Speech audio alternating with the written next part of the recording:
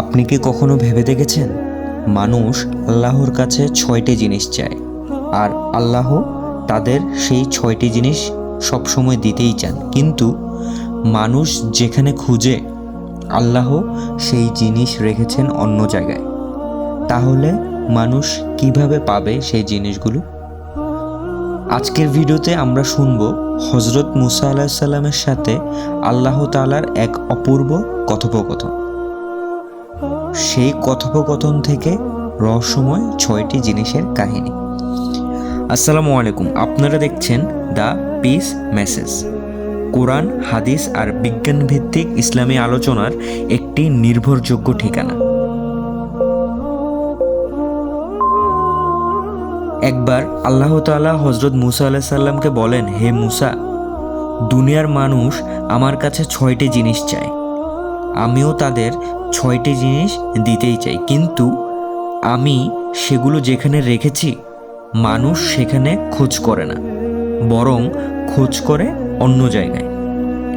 তুমি বলো তো মুসা, তাহলে তারা কিভাবে তা পাবে?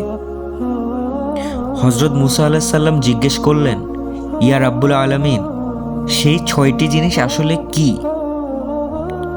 আল্লাহ রাব্বুল আলামিন বলেন, মানুষ আমার কাছে সন্তুষ্টি চায়, কিন্তু আমার সন্তুষ্টি লুকোনো আছে মানুষের নফসের বিরুদ্ধে চলার ভেতর। অথচ মানুষ আমার সন্তুষ্টি খোঁজে নফসের গোলামি করে। মানুষ শান্তি চায়, অথচ শান্তি আমি রেখেছি শুধু জান্নাতে।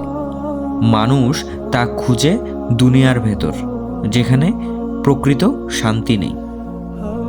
মানুষ জ্ঞানী হতে চায়, অথচ আমি জ্ঞান রেখেছি পরিশ্রম ও কষ্ট সহ্য করার মধ্যে।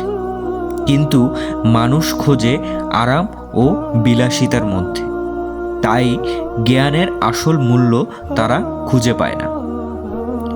মানুষ সম্মানিত হতে চায়, অথচ আমি সম্মান রেখেছি তাকওয়া ও সৎকর্মে।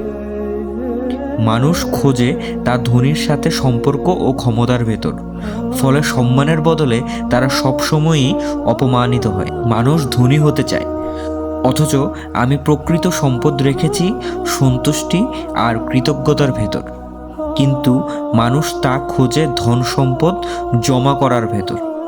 অথচ মাল মূর্তি একা কাউকে কখনোই ধনী করতে পারে না। মানুষ তাদের দোয়া কবুল করতে চায়, অথচ আমি দোয়া কবুলের শর্ত রেখেছি হালাল খাদ্যের ভেতর, কিন্তু মানুষ সবসময় খায় হারাম খাদ্য, তারপরেও তারা আশা করে তাদের দোয়া কবুল হবে। এরপর আল্লাহ তাআলা বলেন, হে মুসা, আমার বান্দারা যা চায় আমি তা সবসময় তাকে দিতে চাই, কিন্তু তারা ভুল পথে খুঁজে বেড়ায়। তাই সফলতা পেতে হলে তাদেরকে সবসময় আমার নির্দেশিত পথেই চলতে হবে।